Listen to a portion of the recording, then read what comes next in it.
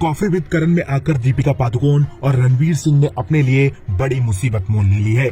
एक तरफ दीपिका ने खुलासा किया कि वो रणवीर के साथ एक ही वक्त पर मजे के लिए 4 और लोगों को डेट कर रही थी, जिसके बाद शो में उनकी और रणवीर की तकरार हो गई। तो दूसरी तरफ रणवीर ने दीपिका से पहली मुलाकात का किस्सा बताते हुए बिल्कुल वही लाइनें उठाकर चीप दी जो उन्होंने इसी शो में बैठकर अपनी एक्स गर्लफ्रेंड अनुष्का शर्मा के लिए बोली थी।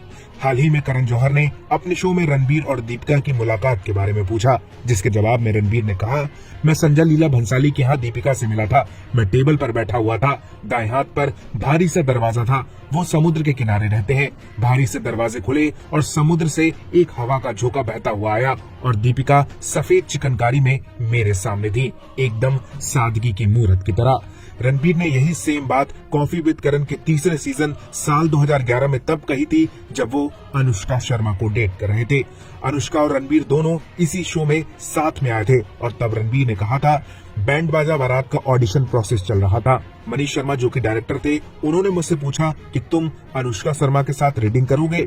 वो मुझे यशराज फिल्म्स के 4थे फ्लोर पर ले गए। मैं वहां पहुंचा और दरवाजा बहुत भारी था। वो भारी दरवाजा खुलता है और उसकी वजह से मेरे चेहरे पर हवा आकर लगती है। मेरे सामने अनुष्का शर्मा बैठी है। रणबीर की ये बातें बिल्कुल सेम टू सेम लग रही है। 12 साल पहले उन्होंने अनुष्का से अपनी पहली मुलाकात का जिक्र करते हुए यही बताया और अब दीपिका के लिए भी उन्होंने सेम लाइन ही बोल दी। लोगों ने रणबीर की इस बात को पकड़ लिया है।